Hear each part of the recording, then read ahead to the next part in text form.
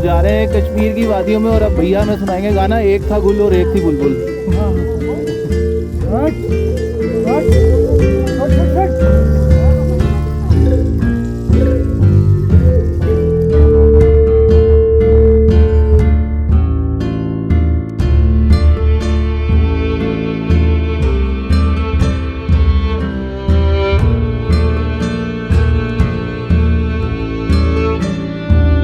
हम कहाँ जा रहे हैं? इतनी आगे तो जा रहे हैं बिल्कुल पीछे।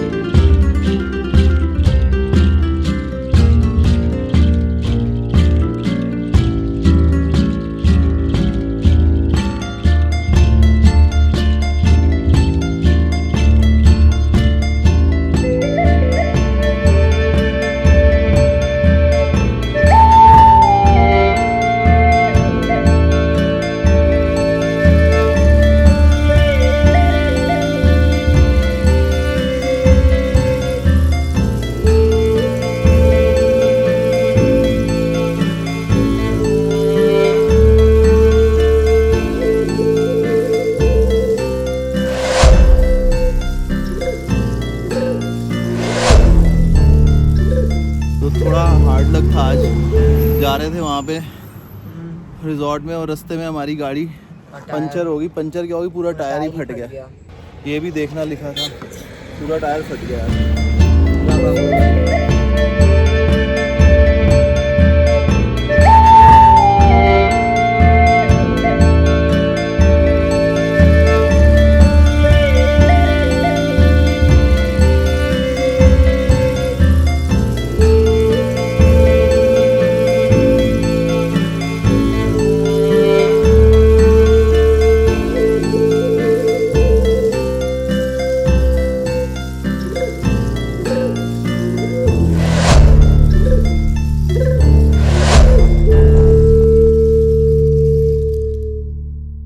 अभी हम जा रहे हैं सुबह सुबह RFID कार्ड लेने।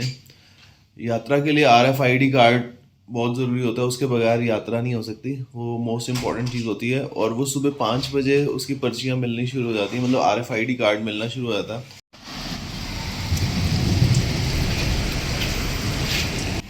बहुत ज़्यादा बारिश लगी हुई है, पता नहीं कैसे जा पाएंगे, समझ में नहीं आ रहा कैसे होगा सब कुछ।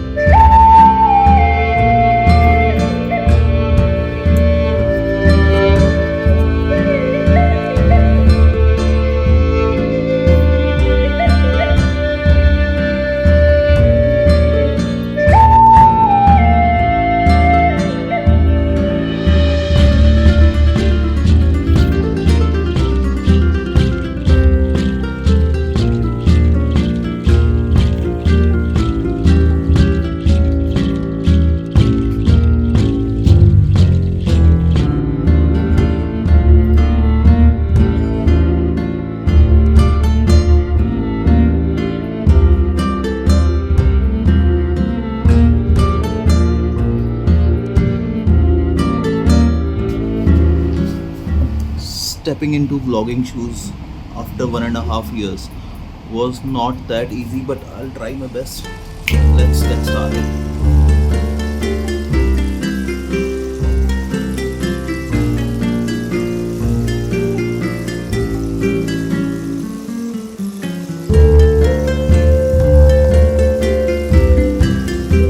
वो जैसे युद्ध पे जाते हैं ना, पूरा अस्त्र शस्त्र से सुसज्जित, तो वैसे ही कुछ अपना सब चीज़ें रेडी हो रही है। इतना सारा सामान है, थोड़ा थोड़ा करके मैंने इकट्ठा किया, एक सामान करके मैंने इकट्ठा किया, और ये सारा सामान है लेके जा रहे हैं। और Madhav ji, good morning. Good morning. Ready? Yes. चलें फिर? यस। चलें, रखते हैं सामान गाड़ी में। तो बोलो फिर। जय माता दी। जय माता दी।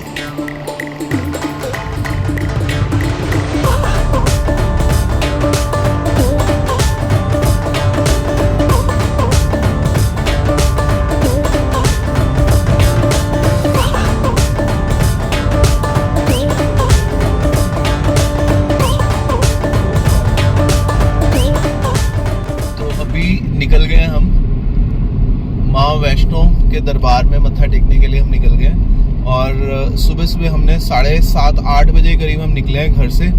और गूगल मैप्स दिखा रहा था कितना, 13 घंटे दिखा रहा था।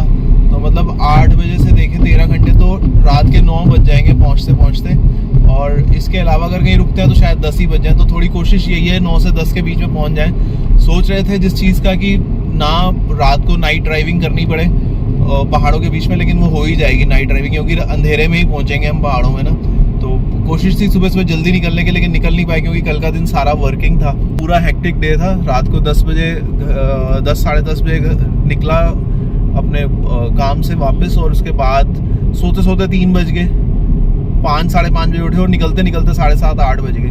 तो अब चल पड़े हैं, देख रहे हैं रास्ता 550 किलोमीटर का रास्ता है और 13 घंटे दिखा रहा है। पता नहीं हमने 9-9 10-10 घंटे में भी निकाला हुआ है। दिल्ली से 9-10 घंटे में भी लगाई है 2016-17 में गाड़ी।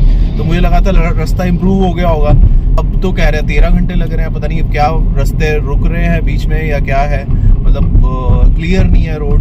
But we have started a journey and we are going now. Let's see, hope everything goes on well.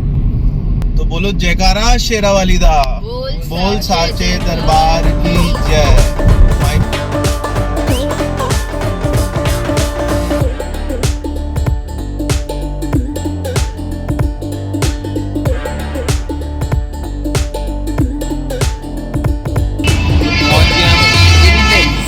झिलमिल के ढाबे पे झिलमिल के ढाबे पहुंच गए। और एक्चुअल में हम पहले झिलमिल का ढाबा ढूंढते हुए ना करनाल के अंदर चले गए थे, बड़ी देर घूमते रहे, तो बदला हुआ कोई और है। और गूगल मैप के हिसाब से ये झिलमिल का ढाबा है, बाहर तो खैर झिलमिल ही लिखा हुआ है। तो अभी हम यहाँ पहुँच गए हैं एज यूजुअल, और खाएँगे यहाँ पे ब्रेकफास्ट, पराठे वगैरह खाएँगे।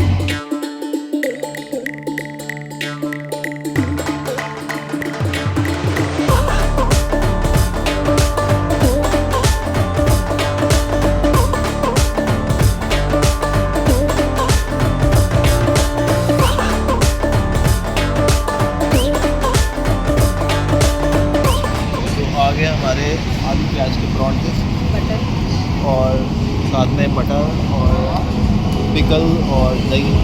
और अभी खा के बताते हैं कैसे पराठे हैं।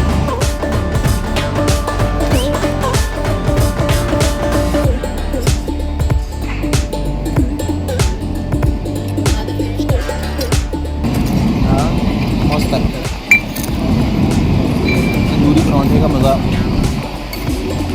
काफ़ी टेस्टी तंदूरी पराठा।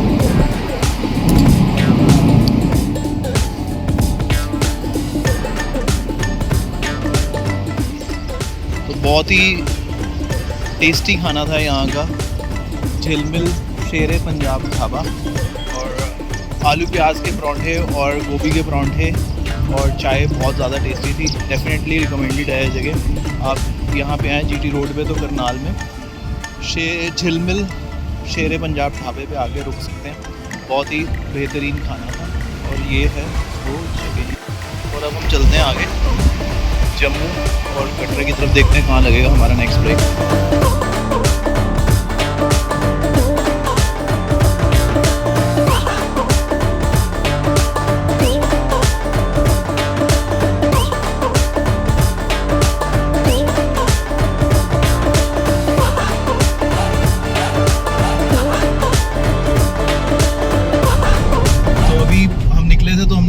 कि झिलमिल का ढाबा पे ब्रेक लेंगे अपना पहला, कि ब्रेकफास्ट भी वहीं करेंगे और जैसे वॉशरूम वगैरह भी जाना हो तो वहीं पे जाएंगे।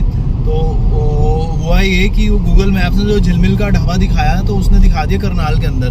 तो मुझे लग रहा था कि करनाल के अंदर तो होना नहीं चाहिए, तो मेरे को कन्विंस कर लिया किस तरह से माधव ने और उसकी मम्मी ने कि नहीं, रास्ता तो लेफ्ट में ही जा रहा है, ये अंदर से हाईवे पे लेके जाएगा। तो हम करनाल के अंदर जाके फंस गए। तो पता लगा वो कोई और ही झिलमिल का ढाबा था करनाल के अंदर। तो पहले वहाँ घूमते रहे, उसके बाद फिर जब हम झिलमिल पे आए तो यहाँ भी 2 झिलमिल के ढाबा हैं। एक पहला वाला है झिलमिल शेरे पंजाब ढाबा और जो सेकंड वाला है झिलमिल वैष्णो ढाबा। तो हम नॉर्मली तो रुकते हैं झिलमिल वैष्णो ढाबा पे। तो इस बार क्या हुआ कि हम रुक गए शेरे पंजाब पे बाय चांस, मतलब ढूंढते ढूंढते जहाँ रुकते थे वहाँ तब भी नहीं पहुँच पाए। तो हम उससे एक पहले वाले शेरे पंजाब पे रुके। और लेकिन ये था कि उसका खाना जो पहले वैष्णो से पे रुकते थे उससे बेटर था। मतलब मेरा जो था मेरे हिसाब से, मतलब जहाँ तक मुझे लगता है उसका खाना बेटर था, क्योंकि इसमें जो स्टफिंग थी और परांठे ज़्यादा क्रिस्पी थे, स्टफिंग भी ज़्यादा थी और फ्रेश था और ज़्यादा टेस्टी खाना था वहाँ से। क्योंकि पिछली बार का मुझे ध्यान है कि थोड़ा थोड़ा कच्चा और स्टफिंग कम लग रही थी पिछली बार जब हम यहाँ रुके थे। तो इसका तो एकदम बहुत ज़बरदस्त खाना था। तो झिलमिल पे आए तो झिलमिल शेरे पंजाब कंसिडर करें। और आज झिलमिल का चक्कर बहुत रहा, घूमते फिरते पहुँचे। और लेकिन ओवरऑल मिला के खाना अच्छा मिल गया। सस्ता नहीं है खाना, आप सोचो कि सस्ता होगा, मतलब 100 रुपये करीब एक परांठा है। तो मतलब आप अगर 5-6 भी खाओ और बाद में भी चीज़ें कुछ थोड़ी बहुत भी ले लोगे तो हो सकता है आपका 5-6 परांठों के साथ दही चाय वाय मिला के 800-1000 रुपये तक का बिल आ जाए। बट ओवरऑल मिला के अच्छा एक्सपीरियंस है, खाना सही था। और अब आगे चलते हैं।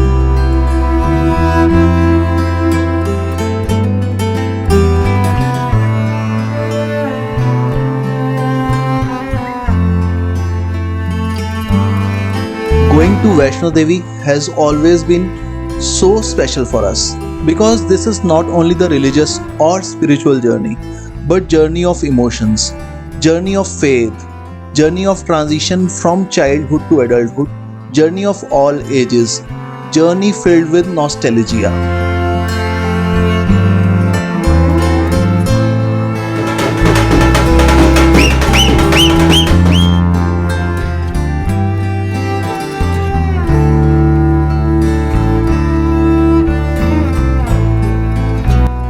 वैसे तो कहा जाता है कि माँ के दरबार में आप तब तक नहीं जा सकते जब तक माँ आपको खुद ना बुलाए। और इस बार 6 साल के इंतज़ार के बाद मेरा बुलावा आया था, तो इसलिए ये टाइम है सेलिब्रेट करने का।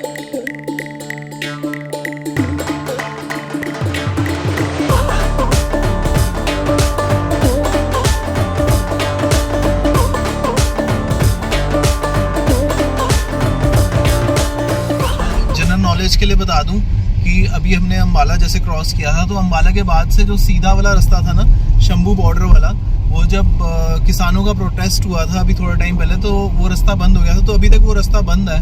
तो जाने के लिए आपको ना राइट साइड से चंडीगढ़ वाली रोड, डेरा बस्सी वाली रोड से निकल के काकरू करके कोई विलेज है, टिवाना करके विलेज है, वहाँ से घूम के रास्ता निकल रहा है। थोड़ा लंबा हो जाता है रास्ता, मेरे ख्याल यहाँ से आधे पौने घंटे का या 1 घंटे तक का फ़र्क पड़ रहा है गोल पूरा घूम के वापस उस रोड पे आने के लिए। तो मतलब एग्जैक्टली मुझे नहीं मालूम, मुझे लग रहा है कि आधे या 1 घंटे तक का शायद फ़र्क पड़े।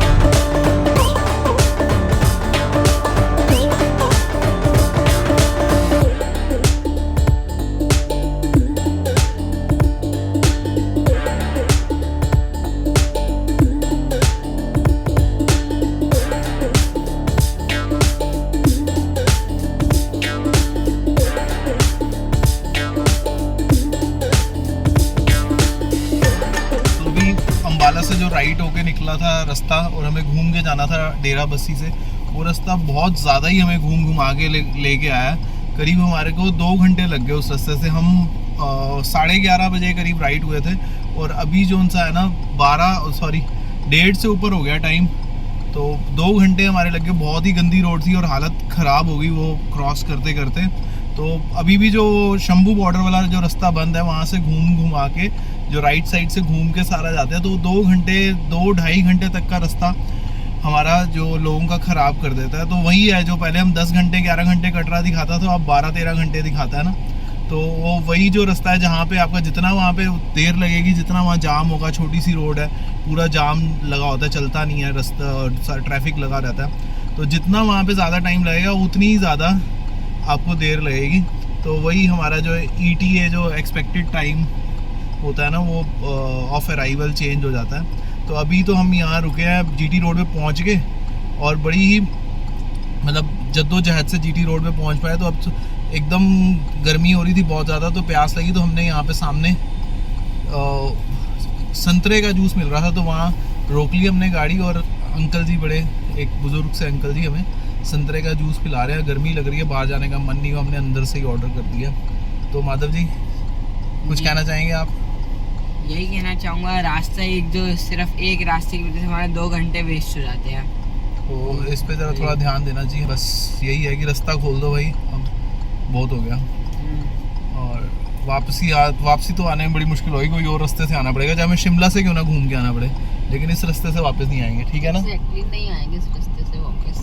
बहुत ही खतरनाक रास्ता। ये क्या, ये भी गिर गया, ये भी बोल रहा है बड़ा खतरनाक रास्ता था, ये बेचारा गिर गया रास्ते में ना। इसकी भी वो बांध टूट गया, किसका? पेशेंस का, सब्र का बांध टूट गया।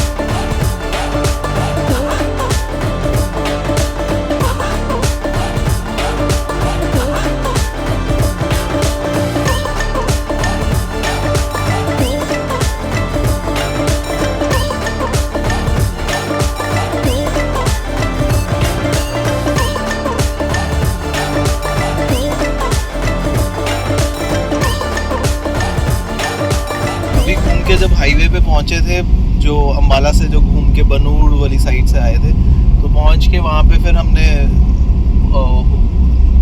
संतरे का ऑरेंज जूस पीने के लिए रुके। तो वो अंकल लेके आ रहे थे और हमें गाड़ी में दे रहे थे, और गाड़ी में देते देते ही जो इंसान है वो सारा जूस मेरे ऊपर गिर गया। तो मतलब एकदम मेरे तो एकदम मोए मोए हो गया। तो रास्ते में आना कहते हैं, घूमना कहते हैं। पानी नहीं, मैं कर लाऊंगा जी। इसमें लग तो पीछे कोनी बात गई ना। हाँ, ये कोनी लगी ना ग्लास में। आप अपनी गर्म कोनी को पहुँचो, यहाँ पे कहाँ से पूरा रख दो। मैं पैसे भी देता हूँ, इसको टी-शर्ट को भी साफ कर लेता हूँ। और फिर जाके पूरी शर्ट उतार के धोनी पड़ी, पूरी की पूरी शर्ट पे जूस गिर गया था। तो ये चीज़ से फिर उसके बाद आए, इतनी देर से ड्राइव करके भी जलंधर पहुंचा था, तो हालत ख़राब हो गई थी, नींद इतनी आ रही थी ड्राइव करते करते, क्योंकि रात को 3 बजे सो के सुबह 5-5:30 बजे उठ गया था। तो अब तो हिम्मत ही टूट गई थी कि वीडियो बनाऊं, व्लॉग बनाऊं, क्या करूं क्या ना करूं। तो अब यहाँ जलंधर में मैकडॉनल्ड्स पे रुके थे। अब मैकडॉनल्ड्स पे रुक के हिम्मत ही नहीं हो रही थी कैमरा निकालूं या कुछ भी करूं, लेकिन ये था वहाँ पे कुछ थोड़ा बहुत खाया। अब थोड़ी सी हिम्मत आई, अब पीछे वाली सीट पे आ गया हूँ। अब थोड़ी देर रेस्ट करूँगा, फिर देखते हैं, अगर हिम्मत हुई तो थोड़ा ड्रोन उड़ाऊँगा, कोई मौसम चेंज होएगा, थोड़ा अच्छा सा कोई व्यूज़ आएंगे। बाकी अभी तो मुझे लग रहा है कटरा या पहाड़ों में पहुँचते पहुँचते रात तो हो ही जाएगी, और अगर व्यूज़ वगैरह अच्छे मिलेंगे तो फिर ड्रोन भी उड़ाने की कोशिश करेंगे। बाकी अब थोड़ी देर रेस्ट कर लेता हूँ।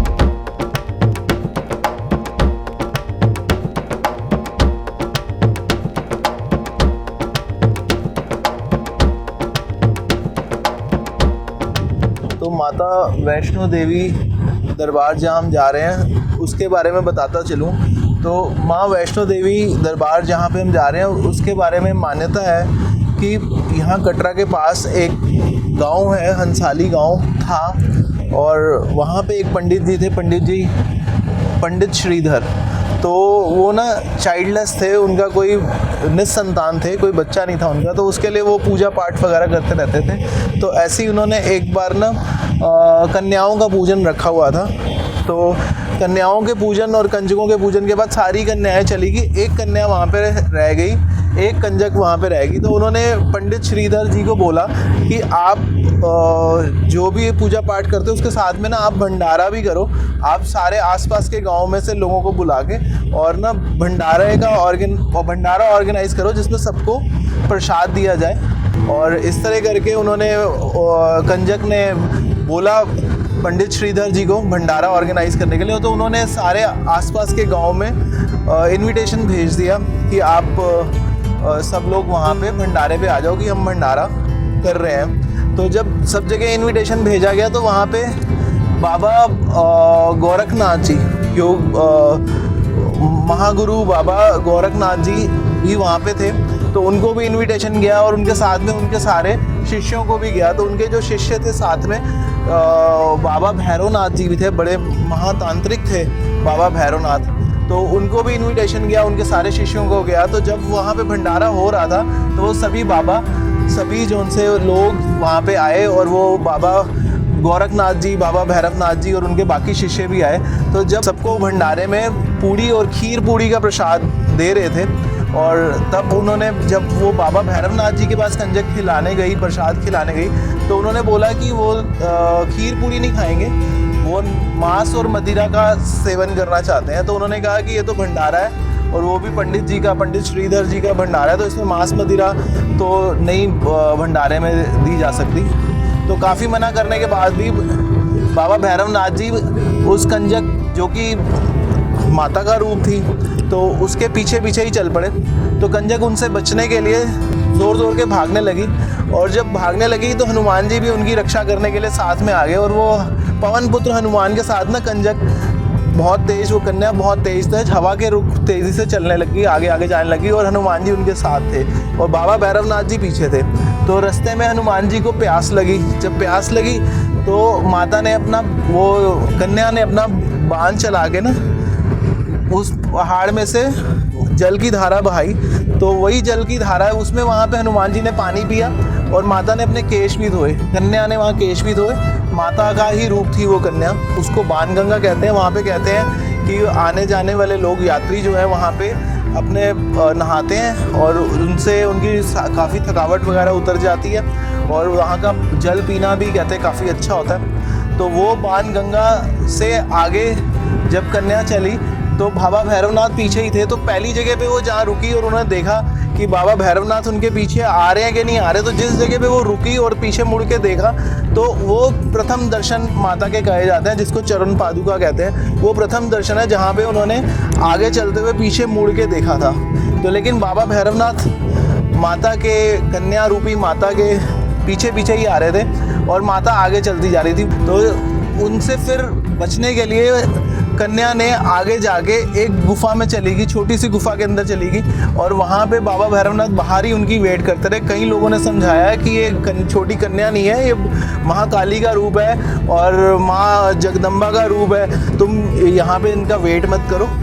तो ये मतलब उनका प्रतीक्षा मत करो, ये माता का बहुत माँ शक्ति का रूप है। तो लेकिन वो बाबा भैरवनाथ नहीं माने। तो माता ने वहाँ 9 महीने उस छोटी सी गुफा में तपस्या की, 9 महीने तपस्या की। बाबा भैरवनाथ बाहर ही बैठा रहा और वो जो गुफा है वही आज की डेट में अर्धकुंवारी, आदि कुमारी या गर्भजून के नाम से प्रचलित है, मानी जाती है, जहाँ पे माँ ने तपस्या की थी। और वो तपस्या स्वरूपी माता 9 महीने बाद उस गुफा के दूसरे वाले एंड से बाहर निकल गई और बाहर निकली तो बाबा भैरवनाथ फिर भी माता के पीछे ही था। और जब आगे आगे चलती रही तो तपस्या का फल कह लो या क्या कह लो, वहाँ पे ऊपर जाके वो अंदर जो सा माता बैठी हुई थी और बाहर हनुमान जी जो सा ना बाबा भैरवनाथ से लड़ाई कर रहे थे। जब हनुमान जी बाबा भैरवनाथ से लड़ाई करते हुए थोड़े से थक रहे थे तब माता ने अपने जो तपस्या की थी या उसका स्वरूप क्या, उसका फल था या क्या था, लेकिन माता ने अपना असली काली रूप लेके बाबा भैरवनाथ का वध कर दिया। तो वो कन्या जो माता का रूप थी, उन्होंने महाकाली का रूप धर के त्रिशूल चलाया और बाबा भैरवनाथ का वध कर दिया। और जो बाबा भैरवनाथ का था वो सिर उड़ के कई किलोमीटर दूर ऊपर जाके गिरा। और जब भैरवनाथ अपना मृत्यु को प्राप्त हो रहे थे, अपना अंतिम समय में उन्हें अपनी भूल का एहसास हुआ, तो उन्होंने माता से क्षमा मांगी। तो माता ने बता दिया कि माता ने उन्हें क्षमा कर दिया। उन्होंने बता दिया कि भैरवनाथ, इसके पीछे भैरवनाथ का कोई अपना वो नहीं था, कोई लालच नहीं था। एक्चुअल में वो उन्हें जानते थे कि वो माता का रूप है, तो उन्हें मालूम था कि अगर वो माता के हाथों अगर उनकी मृत्यु होती है तो वो सीधा ये उन्हें मोक्ष की प्राप्ति होगी। तो इसीलिए वो माता के पीछे पीछे जा रहे थे कि जिस टाइम माता उनका वध करेगी ना, तो उनको ये जीवन मरण के उससे मुक्ति मिल जाएगी, मृत्यु लोक से उन्हें मुक्ति मिल जाएगी और मोक्ष की प्राप्ति हो जाएगी। तो माता ने तभी बोल दिया था कि जो भी मेरी यात्रा पे आएगा उसको भैरव घाटी में आके ऊपर भैरव घाटी के भैरवनाथ के मंदिर में भी दर्शन करने पड़ेंगे। तो जहाँ पे माता ने वध किया था उस जगह पे आज माता का दरबार है, और जहाँ पे सिर उड़ के गया था वहाँ भैरवनाथ का मंदिर है। और वहीं पे ही माता पिंडी रूप में विराजमान है। माँ सरस्वती, माँ काली, माँ लक्ष्मी के रूप में विराजमान है। उनकी तीनों के संपूर्ण रूप को, पिंडी रूप को ही वैष्णो माता कहते हैं। तो ये है माता रानी की कथा, और हम वहाँ जा रहे हैं। आज माता रानी ने हमें बुलावा भेजा है, और हमारी माता रानी से प्रार्थना है कि हमारे बहुत ही अच्छे दर्शन हो और हर साल माता हमें यहाँ बुलाती रहे। तो ये थी माँ वैष्णो देवी की कथा, और ऐसी कई सारी और भी मान्यताएं हैं और कथाएं प्रचलित हैं यहाँ के बारे में। तो कहा जाता है, ये सब कहा जाता है, ये मान्यताएं हैं अकॉर्डिंग टू इंडियन माइथोलॉजी। सुनी सुनाई बातें हैं, सही है या गलत है, ये सब चीज़ें बोलते हैं। लेकिन मुझे ये नहीं पता ये बातें कितनी सही हैं या गलत हैं, ये मान्यताएं कितनी सही हैं गलत। बस मुझे ये पता है कि कभी भी आप परेशान हो, आपके मन में दुविधा हो, आपका मन रेस्टलेस हो रहा हो, कभी आपको अच्छा फील ना हो रहा हो, कभी भी आपको कोई प्रॉब्लम लग रही हो लाइफ में, कभी भी आपको कुछ भी परेशानी आ रही हो कभी, या फिर नॉर्मली आपको कुछ भी ऐसा फील ना आ रहा हो, एंथुसियास्टिक फीलिंग ना आ रही हो, तो आप बस एक बार माता रानी के दरबार आ जाना, एक बार मत्था टेक के चले जाना, या माथा टेक के चले जाना, माता के दरबार में दर्शन करके चले जाना, और फिर देखना आपको पता लग जाएगा कि यहाँ पे कितनी शक्ति है, इस जगह में कितनी शक्ति है। ये आपको तब पता लग जाएगा जब आप यहाँ आएंगे।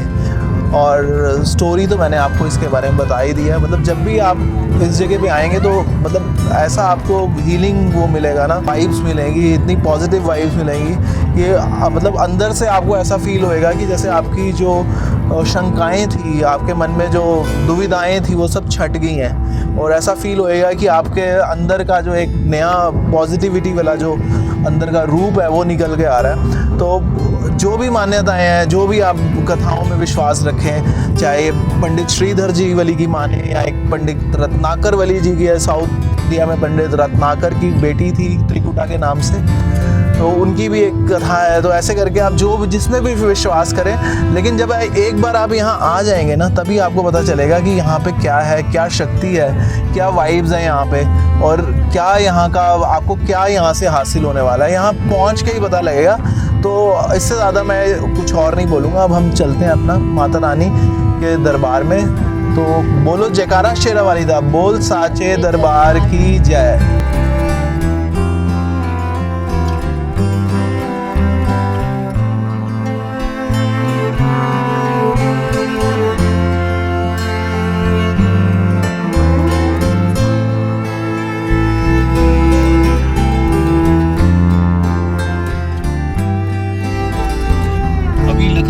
हमने क्रॉस किया है और यहाँ पे ना इलेक्शंस हैं।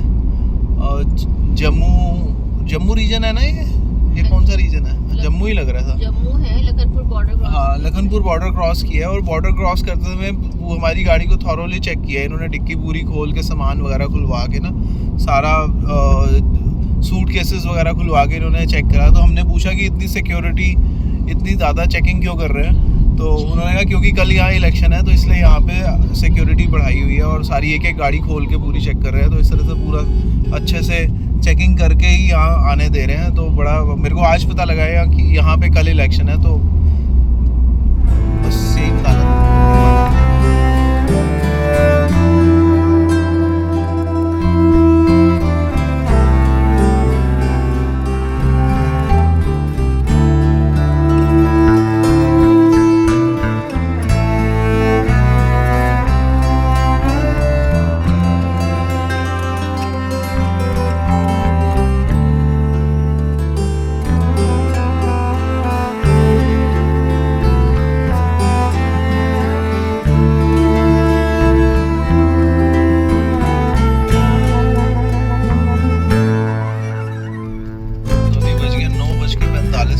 और अभी हमने मतलब जम्मू पहुंच के जम्मू को क्रॉस करके और कटरा की तरफ अभी हम मतलब कटरे के रास्ते पे आ गए हैं। अभी जो लाइटें जो थी ना वो पहली पहाड़ों की लाइटें, वो कटरा की जो लाइटें नज़र आती है ना वो नज़र आई हैं, तो देख के एकदम एक्साइटेड हो गए हम और जयकारे लगने शुरू हो गए हैं। जयकारा शेरावाली दा बोल साचे दरबार की जय, और माता रानी के दरबार कटरा की लाइटें देख के हमारे अंदर दरबार की कटरा के रास्ते की लाइटें देख के एक्साइटमेंट इतनी बढ़ गई है कि बस पहुंच जाए वहाँ पे। तो चलते हैं जी, फिर मिलते हैं। जय माता दी।